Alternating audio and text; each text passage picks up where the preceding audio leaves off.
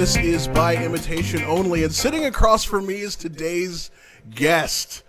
I didn't know if I was ever going to be able to get this man on the show. He's really famous, and he's never available. So this is really cool. First of all, hi to everybody on Facebook. Thank you for watching. I appreciate you coming. If you have any questions for our special guest, then make sure you put those in the chat. Ladies and gentlemen, let me introduce to you a man that has been in my life for years. Since you were a child. He's incredibly talented. And man, look at that hair. Oh, yeah. Artist, performer, interior designer, marketing genius, Emmy-nominated movie maker, and he made this art. Ladies and gentlemen, Darrin Hoover. Hey, thanks for having me. I'll pipe in the applause. Yeah, It'll no. be great. Your this new project's really cool, and Yeah? we've done collaboration in the past. So the last thing I wanted to do is I wanted to be around to help. So anything I could help. So the fact that Sweet. you wanted really successful people to be here, in lieu of that, I thought I would help. You are really That successful. is We're going not to talk true all at about all. your mini successes. I've got a Mini, sheet. emphasis on the word mini. Mini. I Mini. mean, all the things I just ran down. Micro successes. That's just the tip of the iceberg. Super small. Really small. Really small. Try. Well, tell us about yourself for the people that don't know you. Tell us who you are. I basically, it comes up like in 6 words, is sucks at math, makes things instead. So basically people that suck at math, we have to make things. So but ultimately, you know, if you're out there and you're creative and you're listening, it's, you feel compelled to make stuff, and that's it. So as a kid, I was the kid that could draw, you know, so that was like the first thing, you know, it was just drawing stuff constantly. I actually got to run into, in Florida professionally, my kindergarten teacher, and her and her husband, I got to meet with them, and she was telling stories of things that sounded like I said, but she was all excited. She's told her friends, she goes, I have this really talented student, and I really want to give him all the tools to really, really develop creatively. And she would want to get me all kinds of things like blocks of wood and paint and all of these things to experiment with. And she said your face would just go blank, and then you just wanted a piece of paper and a pencil. So I acted almost annoyed with the distraction of other things. It was like, it's no, too much. take them from me. No, I shall draw. These are my tools. Yeah, and so ultimately, you know, it's just a kid that could make things, and you know, got it from my folks. My folks are real makers, you know, and in different ways, but both really creative in their own right. And so I'm kind of a synthesis of both. And my brother and sister are both real creative people, too. So we all just kind of make stuff. And none of us are mathematicians. Fair. Well, tell me a little more about that. That's interesting. So as a kid, it was just drawing. It wasn't Play-Doh. It wasn't Legos. It wasn't... Well, it actually, those things, if I could, I didn't like anything that was rules. I hated anything that they did the thinking for me. So like literally, like when I saw a coloring book, it was like this vexing, horrible pain that hit me. It was like, it's literally non-creative people making things for people that aren't creative, so they will feel and have the illusion of creativity. So they used to always I remember, like, you know, friends of the family, they would go, "Oh, so you like to color?" And it'd be like, No. And it was like, do you win coloring contests? No, I don't enter them. And so anything that was like that, of you have to do it this way. Like my wife loved to finger paint in kindergarten because she wanted to eat the paint, and she wanted to wear the shirt, and she wanted to make a mess. Right. I didn't like it at all because it was pointless. And I knew it was pointless because you weren't allowed to make observational things. Okay. So you were just there with a shirt on backwards that you brought from home way back in the 1900s. That's what you were supposed to do. Right. You brought the shirt from home that was your dad's. You wore it backwards, and then you just start smearing crap, and eventually just end up looking like mud. And I hated it because I wanted to make something observational. Okay. And but in that same kindergarten class, we had to draw. I can't remember. We had to draw a face. So I remember doing it. I drew the likeness of the kindergarten teacher. Okay. So, and I remember it as being a likeness, and I remember it felt very natural to do it. And I remember the response of all the grown-ups, because they all were like, what what just happened? Yeah. Like, that's him. And then he wanted me to do it again because he didn't like the newsprint paper that it was on. Oh, okay. But I Yeah, remember doing it on wanted nicer good. paper, but it wasn't actually as good. But so that bothered me. But it did. I was like, this isn't as good. I don't care about the paper. This one doesn't look like you. That one does. Nice, Anyway. nice. So you said your whole family was kind of creative. Mm-hmm. So was that just kind of did it ever become a competition kind of thing, or did everybody just pick their thing, or Yeah, what happened? everybody has their thing. Like my brother is a tremendous talent. He's 5 years younger. So birth order things are fascinating because he actually, when I was in college, when I do a figure drawing class, this happened. I'm not saying this like a bragging thing. My dad gave me you're a big fish in little water here in a little town you're from. You're going to go off to art college and everybody's a big deal and you're going to be just nothing. So I remember I'm at Pittsburgh Art Institute and the first day in figure drawing class, we have a model and we're drawing. And at one point, I just felt sound behind me and my drawing was fairly far along. And I turned around and half the class was standing behind my easel.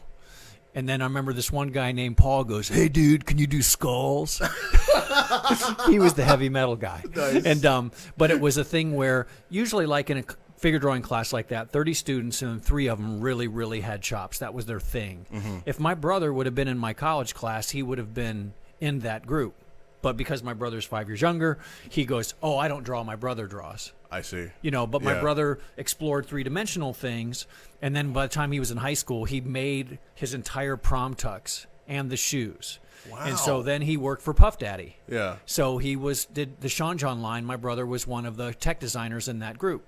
And so the thing is he has tremendous a facility to illustrate, but because I was older, he went in other directions. Yeah. So he literally would make clothing, coolest leather bags you'd ever see. He still does. Wow. But he has a real day job. He works in the fashion industry. He Right. works for right here in Columbus, Ohio, Abercrombie and Fitch. Wow. And for 14 years. And normally after working there that long, it's like, that's like amazing. Right. He's like a big deal, It's Yeah, like or something, that is kind of a big deal. Yeah, it is. Yes. It's a real big deal. Yes. So let's talk about art. You said Pittsburgh. I did Pittsburgh Art Institute for a year, and then I finished my degree at Kent State. Ah, Kent Yep. State. Yeah. Yep. Okay. Kent State. If you can't go to college, go to Kent State. I wasn't gonna make that joke. Yeah, you have to make a Can't joke read, because can't that's what write, it was. Kent State. That's right. Yeah. That's right. You have to because that was when I applied. My roommate at the time, he was like, I got my application, my letter back that said I was accepted. He's like, "Wow, dude, you just got accepted to Kent State. Kent State, man. You got in." So maybe it's changed, but Yeah. back in the 1900s, that was it. The 1900s. But the art program was terrific. And actually, there's one of the principals of of the school. He actually even follows some of the illustrations I put on Instagram. So it's kind of funny. Yeah. Nice. Yep. Yeah. So you do have an Instagram. Plug that. Oh, okay. There we go. Yeah. Yeah, So I've plug been doing that lately for fun. Yeah. So he's been putting up 10-minute drawings. Yeah, basically famous faces. Yeah. It says Darrin draws famous faces fast. So another name I might call it is 15 Minutes of Fame because some guy told me that today, which was brilliant. That's nice. Because basically it's all drawings I do in about 10 minutes. That's so cool. I sat down a couple nights ago and did in about 55 minutes. I did like 5 of them. Wow. Yeah.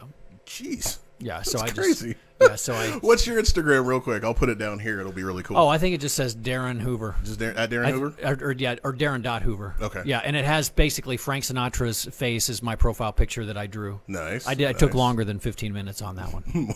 Yeah. Just being up and up. I just want to be straight. Nice. Now, from knowing you a little bit, I know you have an affinity for crayon. Yes. You want to talk about that? Yeah, actually what was funny is I did a collection back in 2000 and I did the collection by doing small illustrations on illustration board, and then one thing led to another, and next thing I know I was doing retail shows, and so then I thought I created it as a print line, but then the art show venue in that world wanted big originals, so I thought, how do I do the same thing just as fast but do it on a larger scale. So next thing I know, I'm doing these huge 2 foot by 3 foot pieces, 3 foot by 4 foot pieces, but I'm still only spending about an hour or so on each piece. So I would do like 6 of them in a day. Wow. And then I would actually go from one panel to the other while the paint dried, and then I would just kind of do them all at the same time.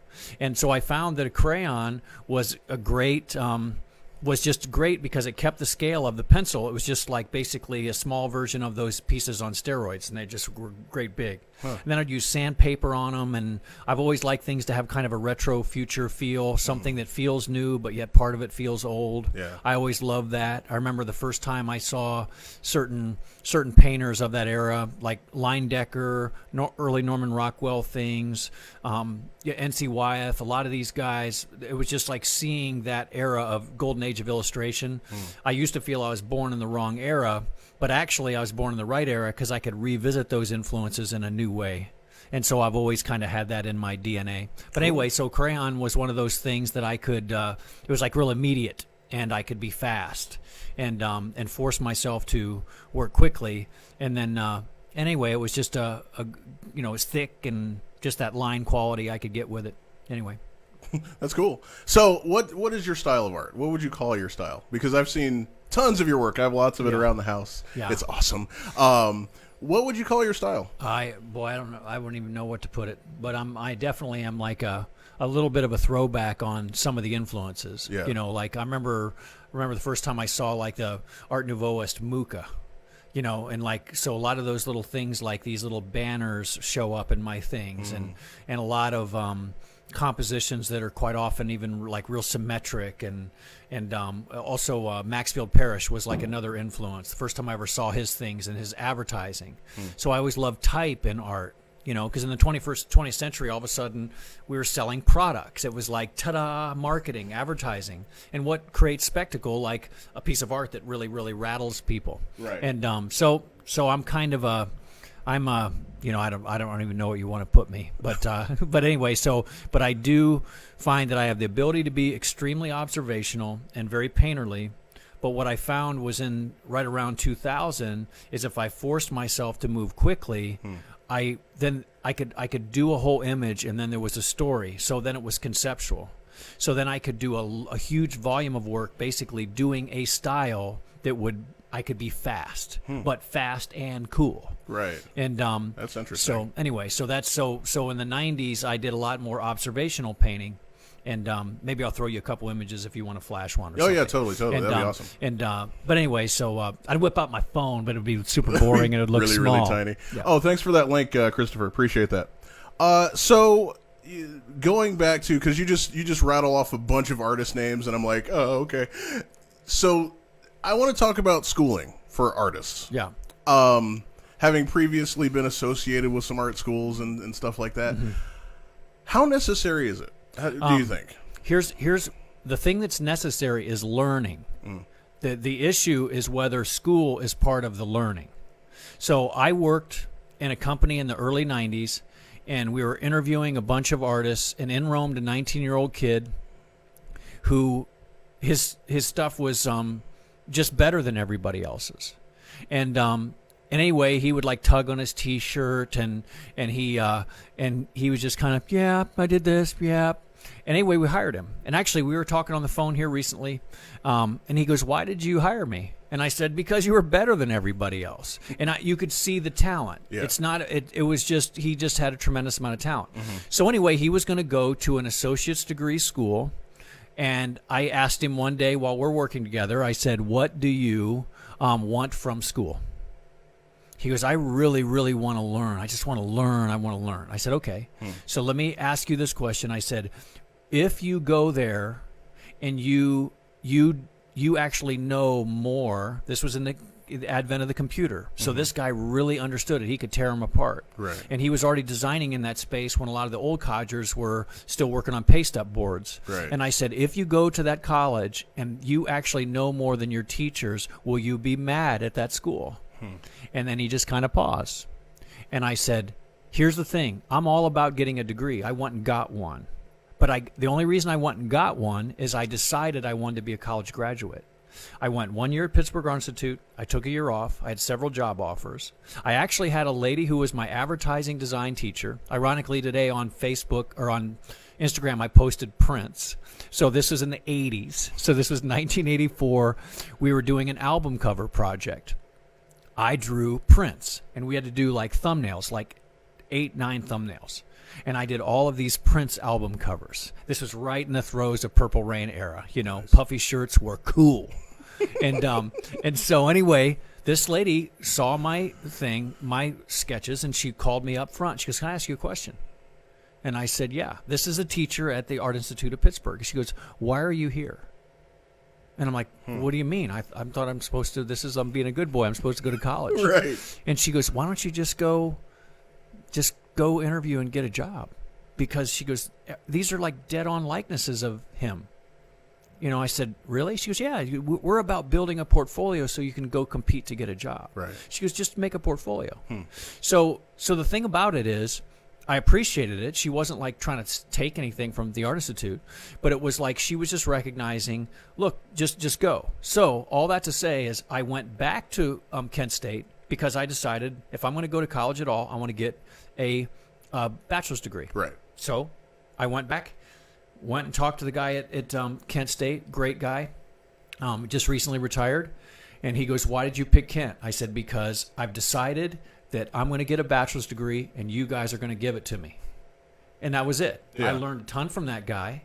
And it was like, and it was because he was an illustrator. He really challenged some of my thinking. He really accelerated. I got better because of that particular teacher. And but anyway, so the big thing is learning, and whatever that shapes. It's like whatever shape that takes. Yeah. And so anyway, so college may be part of it, but what I find is it's just whether you're positioning yourself to learn. And I can look at times when I was in college. The year I took off college was a significant learning thing for me, Right. because of a couple situations I had that I was selling my art. Another learning thing for me was 4 days after I graduated high school, I was a Cedar Point sketch artist.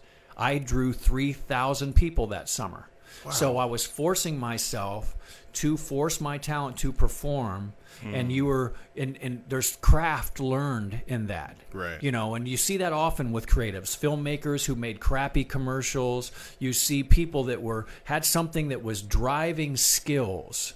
You know, it's like by doing something that some people might dismiss, but there's such skill learned in doing the craft that translates into other things. Ridley Scott was a set designer. It shows up in his movies. Yeah. He always has Yeah. this depth of field. They're grand scale. They're gorgeous. He was a painting undergrad. He was not a cinema undergrad. Okay. He didn't. So he thinks in scope and scale and these vistas, and it shows up in his movies. True. And True. so anyway, That's cool. I'm That's really cool. No, that's That's awesome. a horrible This is interviewer. so good, I man. talk too much. It's is supposed great. to have a volley back and that's forth all right. between I'm two just people, soaking this up. and It's I'm great. just sitting here talking too much. So, okay, let's talk about selling stuff then. Okay. So, like, okay, I've never known you as the starving artist type. You've always managed to actually parlay this into actual cash. So, let's talk about that. All right. Well, so here's the thing: is I actually probably think that way to a fault. So here's the thing: is what's challenging about planet Earth is that it's always something's always hard. It's always struggle and challenge, and it's one of those things where I did an interview years ago with a person. It was students, and it was such an interesting question. But what the teacher who works with the students says, when you interview these people, look for a pattern, because usually what they're doing when they're grown up, they've been doing ever since they were a kid. It about knocked me off my chair. Yeah, Because that's when I was in junior high, I silkscreen T-shirts in my basement. I sold a T-shirt to just about every stinking kid in the junior high school. Nice. And then I turned them into salespeople for me. So what happened was, just to do one shirt for $5 it didn't make sense. Right. So I went, I'll tell you what, I'll do your shirt for $6. But if you get 4 friends, I will do them each for $3 a piece. So then they were like motivated salespeople for me, and then I end up getting like more money because once you do the screen setup, it's easy. Right. Yeah. They're like, you do that for me, who? Like I'm doing them a favor. Man, you do that for me? And it's like, yeah, you go get 4 buddies, and then I'll do it for this. Well, the thing is ultimately I've always was looking for a way to make something and monetize it. I always was. Yeah. Now I never had dreams of having some enormous, company, because I really understood me now at my age that I'm only the guy that can make the thing. I just got to make the thing, and I view it like a kite, and I'm going to make it, and I'm going to try to run it off a string and see if it flies. Or I'm going to try to build an airplane and shove it off a cliff and see if it flies. And some of those things, when you do it, don't work. Yeah. And when it doesn't work, every time it doesn't work, it sucks. Just remember that. Every time it doesn't work, it sucks. It's like it doesn't feel good. Yeah. Some people said they talk about, you hear a lot of creatives talking about books about it and talk about fear of failure. I'm beyond the fear of failure. I don't like the feel of failure.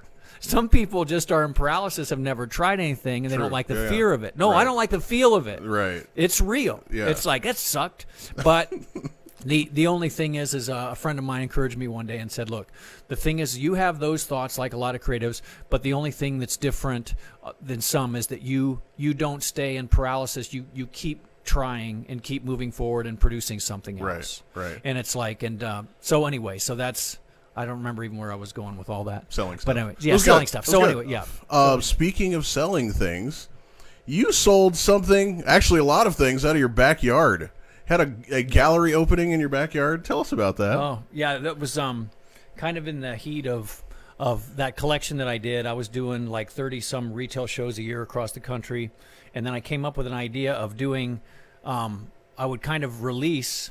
In the 90s, I art directed a company that did like seasonal releases. So that was still in my mind. It was like, so I would do like 12 new pieces. So I thought, what if I just create like a show it's a live show in my yard, and it's like a Vegas show meets art, and at the end of the show we unveiled basically a store and then just like sold a bunch of stuff. So all I did was sign the backs, as a bunch of my friends like that I used to work with were like the cashiers, and so that was really fun. So it was one of those things where I think I've always enjoyed this kind of a different way to do some sort of mashup of some carnival meets retail. And I mean, to a fault though, I'm always one of those that's like, how can I market it? How could I sell it? How can I do that? But also I want it to be fun. So I even think I sang a song really badly, had somebody throw me an umbrella. Yeah, and so I actually saw photos of that just recently. That's pretty good. So it's one of those things where, but that is the challenge with an artist endeavoring to sell, and this is where it has a split on the personalities of artists. And if some of you artists are watching, you're going to understand, you're going to fall into one of these, is artists are feelers. So when management personalities, they're like, oh, just change it. It's not personal. You know what I mean? Yeah. Where an artist, it's what they give birth to. So it's like their child, whatever they make. So then it's like imagine what a mother would feel if they had a baby, and then literally 5 minutes after the baby was born, somebody said, "Oh, I wish their eyes weren't so close together." I mean, that mother is not going to think that's appropriate, right. And she's going to probably want to tear her face off or do something to injure her.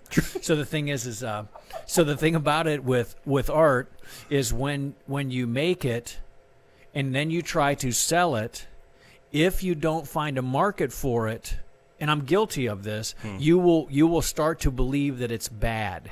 And that's not always the case. Well, that's good. It's just that it didn't find a market.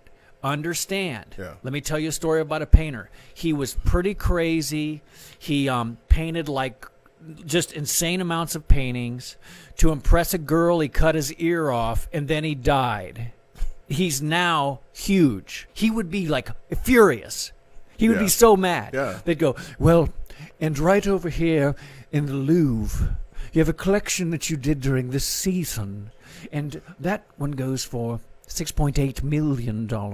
This one is these study series went for this. He would just be annoyed because he couldn't find a market for his things. Right. There were artists back then that could. Yeah. And it's like he couldn't. And so the thing about it is it's very challenging when you're trying to sell it, trying to monetize it, and then in the process, if it doesn't begin to yield, you get a person can get frustrated, and then they'll get to almost dislike what they create. And it's like, and it's hard, but you have to have an understanding of it. Do I have victory in this area? No, I have awareness in it. Yeah. So I made a big project recently, and so I shamelessly segue to that. I made a movie. Yeah. So it's a feature-length movie. By the way, the chat is going nuts right now. They're loving what you're saying. Oh, is it? Oh, cool. But yes, you made a movie. I made a movie. And it was like a day? You shot this thing in a day? So here's what I did. Here's what we did. Because he's going to make this sound like it wasn't a big deal. Okay, so it's like, so the thing about it is, I'm doing a role right now, and I'm basically like a commercial filmmaker, like the Ridley Scott and those guys, except suckier. And it's like, but anyway, a lot of what we were doing is taking business people who have command of their subjects, and it's in technology. Yeah. So a lot of these guys are, let's just say they're not like super camera telegenic. You know what I mean? They're IT guys. Yeah. So the challenge is do a piece of media using an IT guy that's actually driving the piece of content, but it's so clever at the end of it, people go, that was good.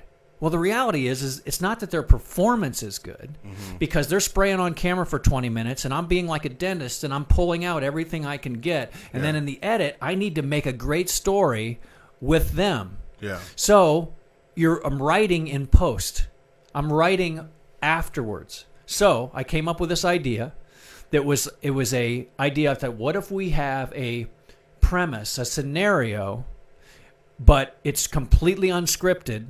So we shot it with 3 cameras. We hijacked a location. We had a plan. If the cops come to shut us down, we keep the cameras rolling, and we'd use it in post. Nice. The cops didn't show up. Only 5 cars came by. And it's like, but anyway, so we basically shot for a day and then figured out how to make a feature-length movie out of it. And did a couple workaround scenes, did that. The music is brilliant. My friend Darrin Zink, who's also in the movie, it's phenomenal. It's the thing that kept me going because I felt I sucked so bad when I looked at myself on camera. The music is ridiculous. I literally was hoping like he could get awards just because the music was so good. Right. And we probably should do a movie soundtrack thing at some point and release it as a product because it's so good. But anyway, we got in Columbus Film Festival. And so that was fun. Yeah. Extremely stressful because unlike talking live where you can adjust, or if you're in a live crowd, you can look at their faces, this is something you're designing and creating totally in a vacuum, and then a bunch of people in a theater you don't know. Yeah. So my torture was that everybody would have to just get up and leave to go try to go to the bathroom. Not because they had to go to the bathroom, but they wanted to, just because it was so boring.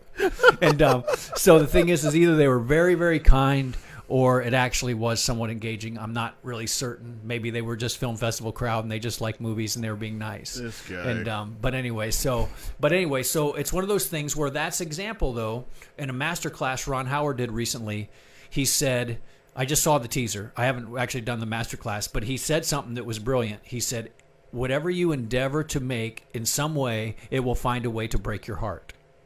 And it was like, it stuck to me. Yeah. Because if you're a big idea creative, and most people watching are, we actually are building toward what we're making while we have a ultimate outcome scenario building that becomes just as real as the thing that we're making. So we literally picture ourselves in a tuxedo getting an Oscar. Yeah. Instead of just going, it's just a movie, just try to enjoy the process. Well, I've heard that idiom over and over, enjoy the process. I don't. I don't. Right. I feel compelled to make things. Right. I feel tortured to make things. And I want it to be freaking ridiculously huge all the time.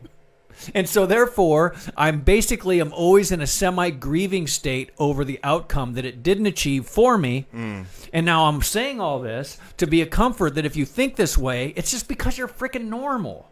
You're normal. And it's like, so just know there's other people that think that way, and it's just part of the dual sword of being a creative person that thinks in large scale. And so, but anyway, so yes, I made a movie, and it's probably just horrible. But, so what's your movie called, and where can we see it? We can't. It's not out yet. It's called Duet. Okay. So there's still a couple festivals we're jurying for, but we're going to do like an on-demand. So even if you guys have any ideas, one thing I was thinking about doing was seeing if I could like rent like Southside Drive-In and actually have like a drive-in premiere for a bunch of people. Yeah. And just like and do something like that. But we want to do a video on demand, so it'll probably be on Vimeo on demand, and then like for like hardly anything, just to for the heck of it, but make them pay a couple dollars just so it's like so they commit to it. Yeah, so it's legit. So it's commit. Yeah. So it's like, but not too much. So they go, God, this thing sucks. It sucks so bad. I want Can't my believe I $5 spent back. $5 on this thing. Freaking sucks. So you've managed to go from like living decently with art to like back into real work. What's up with that? You're marketing now, yeah? Yeah. So basically, it was I did a home. I did a home that showed up in multiple publications. Yeah, I was totally going to talk about that too. Yeah. You were in all over the place. So you built basically or redid? Renovated a house in German Village. We've done 3, but this one was. I would say it's not cool. More than I could chew. It's more than I wanted to chew. Yeah. So for those of you that don't know, German Village is a very old neighborhood in the central Columbus area. And, you know more than me. Tell us about German Village. It's a historic district. It was basically built by a bunch of German brewers. And like a lot of regentrified areas, there was a certain sophistication about the architecture. But there also was some ones that were small enough to be redoable, mixed with some big ones. And so anyway, back in the 60s, an architect by the name of Frank Fetch, a little history, he kind of championed turning this into a regentrified area.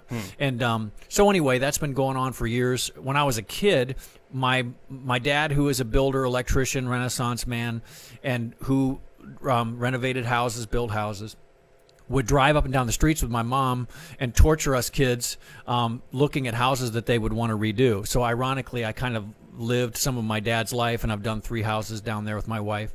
And but this one was a lot of challenges. So a lot of creative things that people do are actually throws them into a state that's completely terrifying, and only when they survive it, they actually talk about all the things they learned. It was freaking terrifying. If there was like a red button that said, I quit, and you could erase time, I would have. Wow. Flat out. Yeah. It was just like, oh my God, this is stupid. Bang! I would have just quit. I'm out. Yeah, but it's like, but instead, we had no choice. Yeah. You had to keep going. And so there were lessons learned in it, and it forced me to come up with some design solutions that I feel really good about.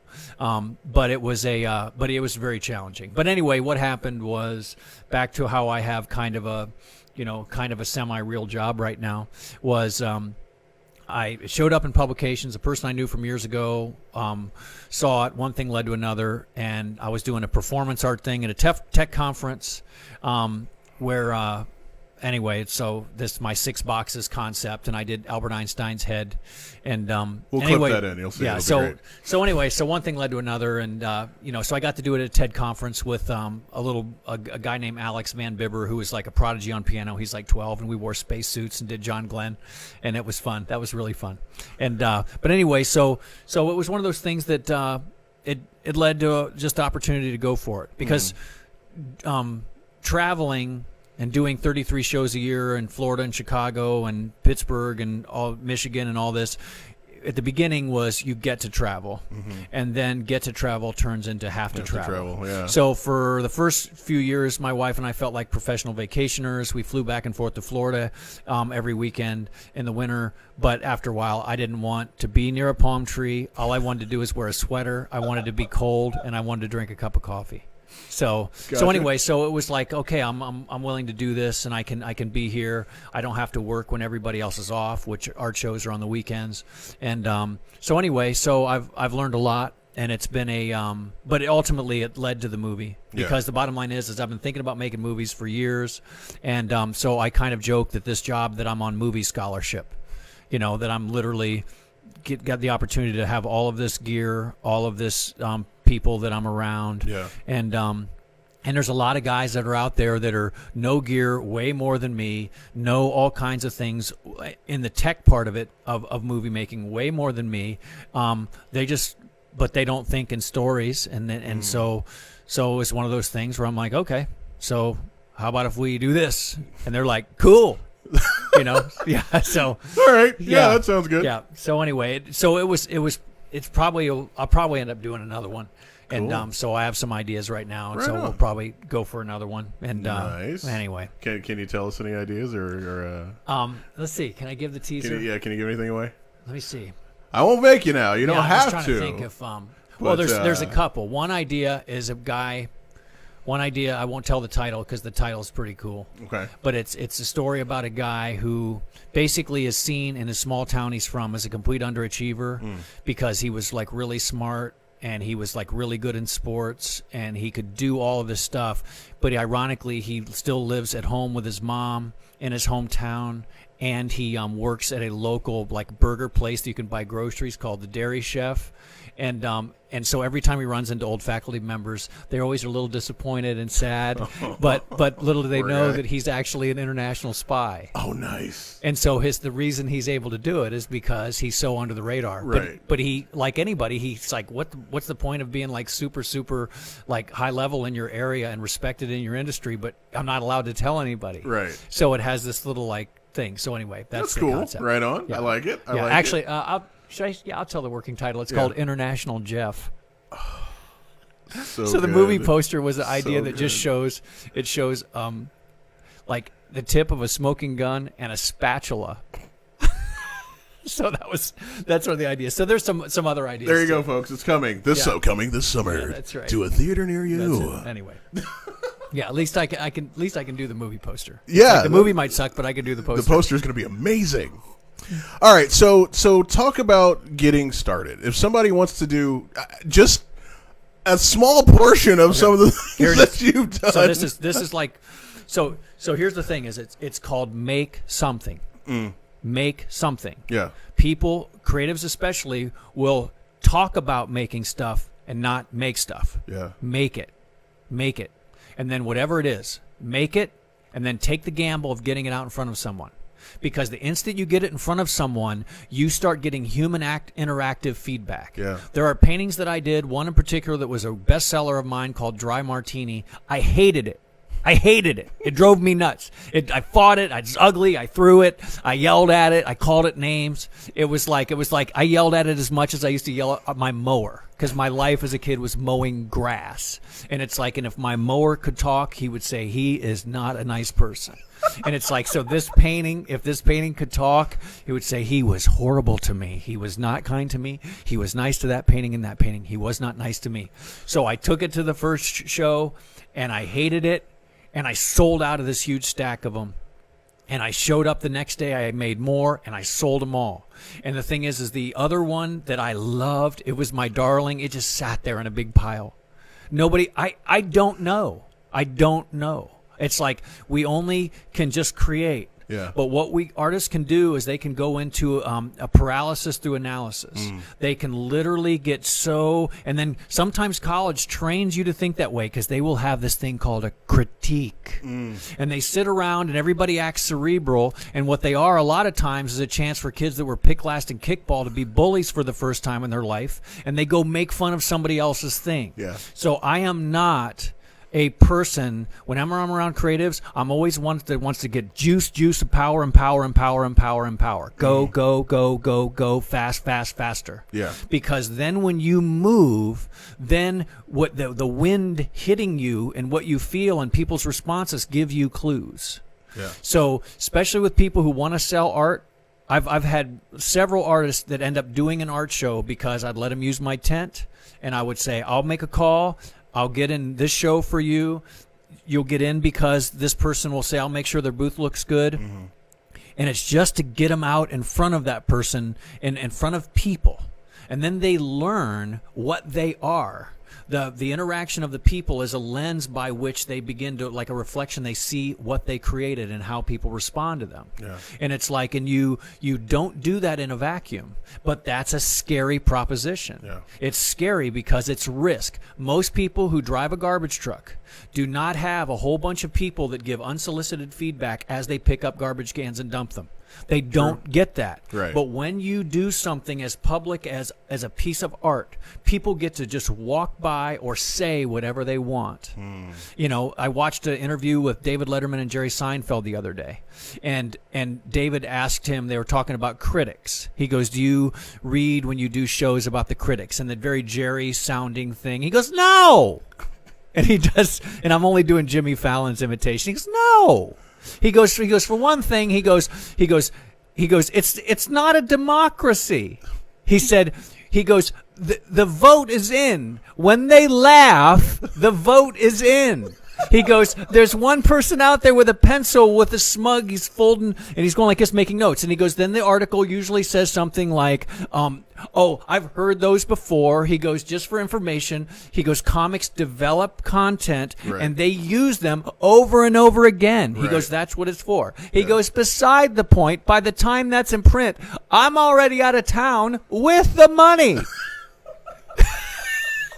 They've already left. Yeah. So the thing is So it's one of those things where, in being around a community of artists, which doing art shows allowed me, you get a lot of interesting personalities, and you'll have people that are empower personalities. And one of the coaching I got from another artist, they said, if somebody comes in and they empower you, you take as much time with them as you want. But if somebody wants to suck the life out of you, you cut them off. Yeah. And it's like, because any creative listening can look at quite often people that stopped whatever it was at one point in their life. Let me do my challenge. It's one conversation that made you quit. One conversation that somebody said, what are you doing that for? You know, you realize that. And then all of a sudden, it made the person feel shame, made them feel embarrassed. And then the voice in their head goes, you're stupid. What do you even bother doing this for? Right. And it makes them stop. And the thing is so look for people that empower you to try. Right. And just to move. That doesn't mean you quit your job. You know what I mean? Yeah. Because there's a lot of that boldness. I believe in myself so much, I'm going to quit my job right now to show the universe that I'm ready. And it's like, then you just have a wife that's super mad at you, and it's like, so it's not it. I mean, I forget who it was. Beethoven always had a real job. He was a music teacher. His entire career that he did all of that work, he taught piano. And that may be wrong, and you guys can correct me, but that was in a really good book by Twila Tharp, I forget the creative something. Twila Tharp, she's a dancer. Yeah. But it was creative process, creative journey, something. And but ultimately it's always that parallel voice that we have that's this accusatory voice that's always saying, if somebody's creative, like, what are you doing that for? No, that's already been done. It's like, no, the instant your flavor steps into something, it's actually different. Yeah. And it's like you have to just try it, and try it. But my thing is fast, faster, faster. Yeah. Go, go, go. Yeah. There was an artist I was talking to in his studio, and he's a super skilled guy. Actually, if you go to Instagram, it's called Fur Babies Art. He does these super fine art paintings of people's dogs and cats, and they're brilliant. They look like they belong in a museum. His name is Paul Tepper. But years ago, Paul lived in this garage studio that looked like a museum, and he had this piece, and it was brilliant, so quick. And I said, is this done? And he goes, no. I said, what do you have to do to it? Oh, I have to do this, and I have to do this, and I have to do this, and I have to do this. And I said, do you know why? I said, because I do. He goes, why? And I said, because you believe you have to punish it with time until it has value. Wow. And I said, that is not it. Wow. I said, you do not have to punish your art with time to make it feel value, because people still think like they're working at McDonald's. They're not working at McDonald's. They're doing expression of their brilliance. Yeah. And here's the thing about having talent. Talent is always displayed effortlessly. When Michael Jordan would jump up in the lane, get fouled, spin backwards, go like this, and it would go in, that's the one that was on the highlight. After the game's over, they go, how did you do that? He said, do what? Right. Because he's just being him. And the obstacle of the moment elicited brilliance. Yeah. Embrace the obstacles of whatever you have. If somebody says, I really feel like I should do this, but I only have 20 minutes a day. Yeah. I want to write a book, but I only have 20 minutes a day. Then use the 20 minutes a day. Right. Yeah. And then embrace the parameter. And then I'm rambling. Sorry. I'm a sucky interviewer. And it's like, but it's a little Darrinism. Make it makeable. So here's what people do. They will have an idea, but the idea is so colossal, it's not makeable.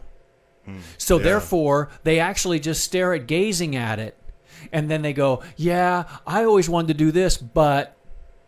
So the but is the thing that's keeping them from doing it is their own realization of what needs to be done.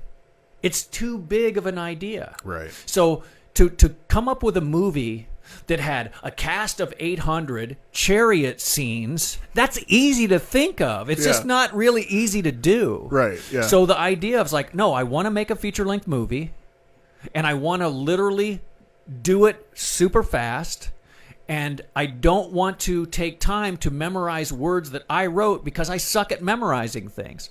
So put two guys that have the ability to improvise in a situation and a premise, think in scenes, and shoot and shoot and shoot and shoot and shoot and shoot and shoot, and then out of all that shooting, something magic might happen.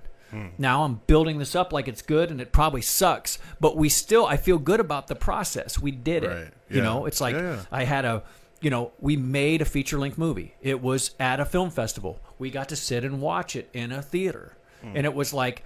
And again, the music was brilliant. So Aaron Zink is the name of the guy. He's a brilliant guy and my buddy.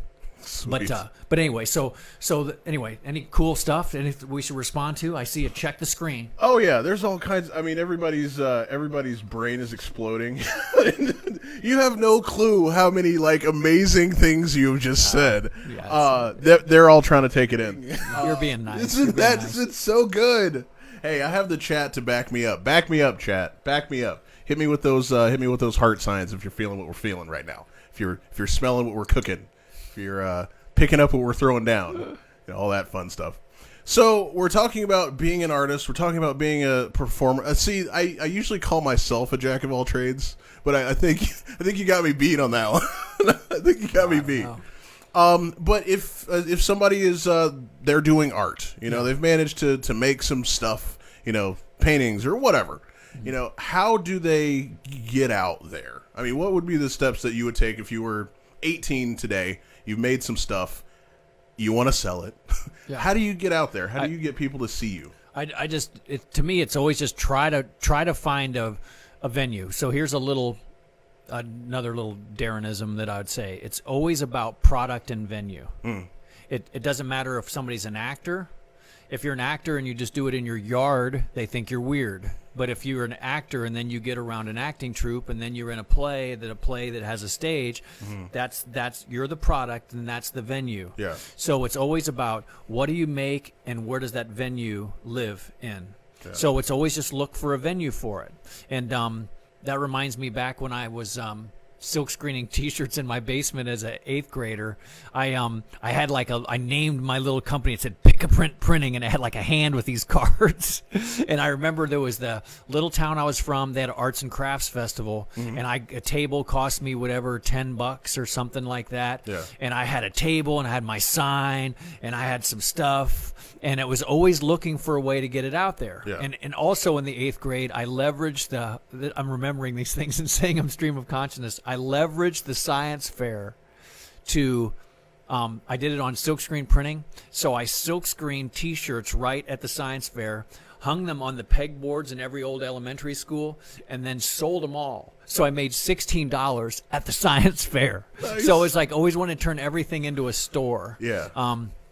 I made foam fingers from my old high school. I was in junior high, and I carried them up to the game in a garbage bag, and I had like a dozen of them, and then I sold them all. Yeah. And I had people have them, and all of a sudden there's these foam hands that are up there, and I remember it, the athletic director was this older guy, and he goes, "So are you the one that brought those hands?" And I'm like terrified. Yeah. So did you just kind of let them use them and then collect them at the end of the game? I'm like, sure.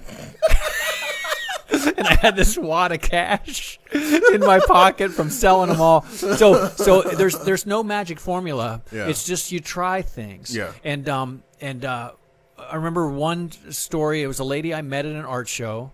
She was not some young woman, but she could paint, and she could paint people.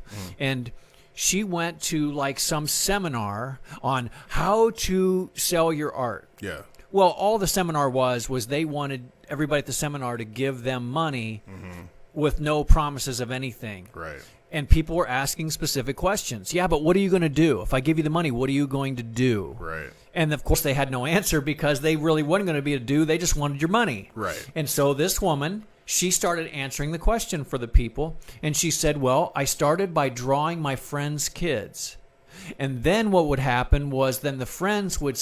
people would see it and go, where did you get that picture of your child? This woman painted it. I want her to paint my kids. How much? Next thing you know, she was busy. Then what you learn is use price to control your time. There's only one of you, so Right. you elevate your pricing.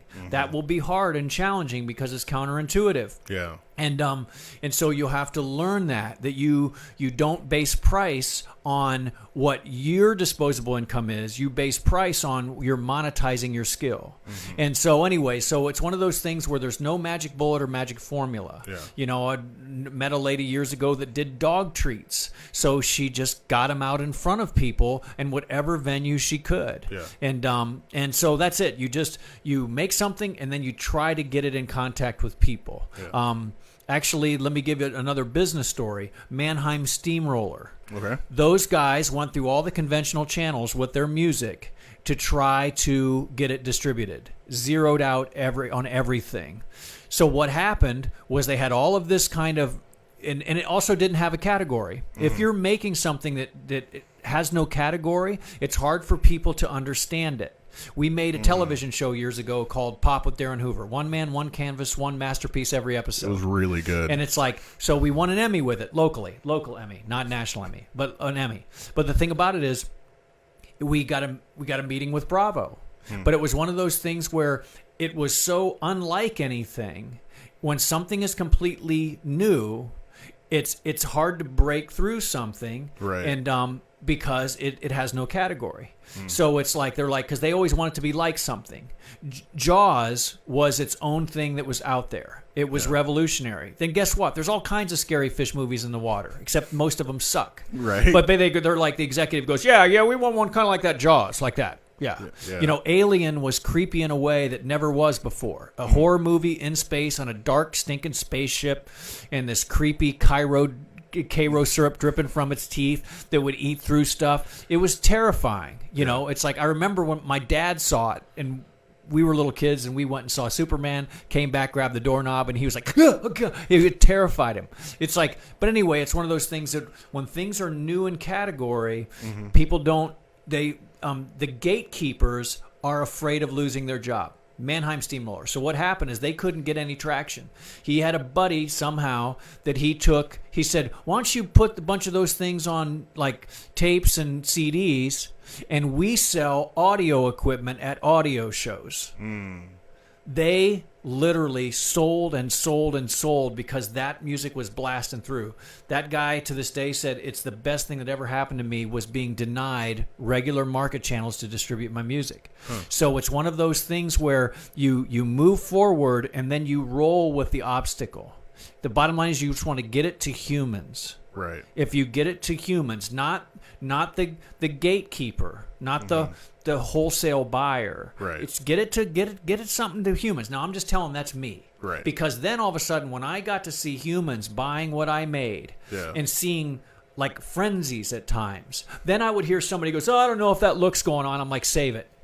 I literally remember telling somebody, I said, save it. You come stand in front of my environment when I'm selling and I won't say nothing. You just watch the line and that's it. Yeah. So it's just you make it and then try to get it out there as something. It might be at a farmer's market, you know, and just go find out. A lot of businesses have started just from somebody who made something, and then they just got it in front of people, and then they found out what they made. Right. Yeah. Yeah. I mean, and there's so much more leverage available now. I mean, because the internet's a thing. Right. You know, like social media, you know, Instagram and Facebook and YouTube. And it's so much easier to put your stuff out there, you know, but putting it out there is the hard part, you know. Right. But that's pretty cool. So, speaking of put it out there and social media and all that, tell me what you got going on. Tell me where we can get it. And then I got one more for you. Okay. Well, let's see. I mean, I really don't. I mean, just the movie is the big project. I'm goofing around on the web right now on Instagram, doing the famous faces. So that's one of those things where I still think in terms of products. So I thought, well, if I do this for a year, and if I call it 15 minutes of fame or famous, famous faces, that I might at the end of a year do like a coffee table book called A Year in Famous Faces. That's cool. And it's basically this cool coffee table book that has like a page of the image and then these cool other page, and I just designed like this really clever little book. And he wrote a book too. Did I? No. I didn't mention that. I'm sorry. That was a thing on Product and Venue. I was on QVC. Yeah. So that was a thing where I made a picture book called Tommy and the Ants, and then I made like a little, what I called a cinematic book. So it was a motion graphics book where I voice acted the story. And then I called a coloring book company in the hometown I'm from. It happened to be that it was my high school baseball coach's son was the principal of the company. Yeah. He said, "This is really cool. What are you thinking about doing with it?" And I said, I want to maybe get in like a televised selling environment. He goes, "Well, I have a contact who takes products to QVC." So I used that contact, called him, flew into Philly a couple times, met with him, and then went on QVC in Thanksgiving years and years ago and had an underwhelming performance. So there's another example. I'm not going to edit the story. It's like there's huge pressure on that. Every minute of every day is knows how much money it's supposed to yield. Yeah. So if I said the version that makes me sound cooler, I would say I sold 1,600 units in 6 minutes. And everybody would go, "Whoa!" But it's supposed to have sold about 4,000 units or 5,000 units in that 6 minutes. And so the guy that went right after me was like sleeping, like sock puppets that converted into sleeping bags. He like destroyed me. He sold out in like 2 minutes. And in hindsight, I would have sold it different. You learn stuff when you try it. Yeah. But, so anyway, so that was my foray into QVC. I understood it better after I did it. Right. Things have to demonstrate well. Yeah, totally. And it's like, and so that's a little bit what's going on selling on Facebook right now. Things that can sell on a story that's visual, or hot girls in leotards. That sells on Facebook too. Yeah. And also that. And so that's but anyway, so it's just one of those things where there's always the challenge of the venue, but it's very tough in the early genesis of your idea to not confuse the quality of what you made and what it's yielding as far as sales. And it doesn't necessarily always, it just hasn't found a home yet. Right. And that's tough. It's challenging. I mean, there's a lot of people in a lot of creative fields that just about threw in the towel when all of a sudden something happened, and they just kept chipping away. True that. So we can find you on Instagram. Yeah. Do we have any other locations that we can go to find you? No, eventually there'll be like a duet release, for video on demand, and maybe like a premiere event, another screening in Columbus. We need to get you on Twitter. I got it. Tell me about this Twitter. What's this Twitter thing? Tell me about this. Yeah, and I'm definitely not the authority on social media. We got to get you on Twitter. We'll talk. It'll be great. My oldness shows. All right, so last one, and I asked this of everybody that comes by. What is your big goal? What do you have going on that's still up here, and it's way out there, but you have a big goal? What are you kind of aiming at? To rule the world as we know it. World. Yeah, that's all. That's all. Just to do that. And I think that it's just it's probably another movie, or I had kind of a big idea that if I did a one movie a year in this decade, and it just but all of them would be small stories that are makeable, and doable, and But I think in big, crazy, ridiculous, outlandish things, and actually Spielberg had a good quote. Somebody said, "Are you like a kid?" And he goes, "Yeah, in a lot of ways, but I'm a responsible one." You know, so Yeah. I'm always gonna think in ridiculous, outcomes, and I don't think there's anything wrong with that. But we can be responsible along the way. You know, Right. we can shoot for the moon and do that, and because that's just the way some people are wired. But we can be responsible along the way, and also continue to keep viewing it that you're learning skills and forcing your talent to perform. You know, that's how craft and skill is developed, by forcing your talent to perform. And I see a lot of creatives. It shows up in like superiority and bitterness, but that's a costume. It's a disguise. Yeah. But they will dismiss something or say that someone's sold out or they this. Usually people that adopt that basically just sit in coffee shops and just make fun of everybody.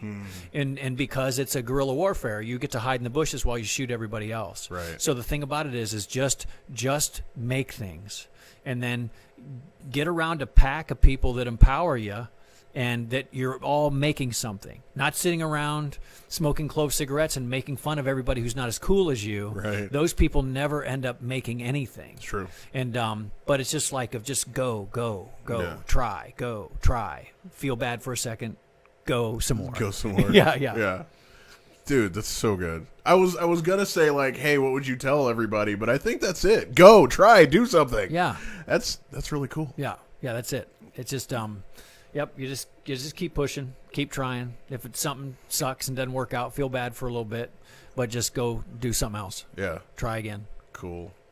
Well, Darrin Hoover, thank you so much for being on the show. Thanks for having me, man. This has been so much fun. No, This has been like the coolest interview ever. I'm not kidding. Man. So good.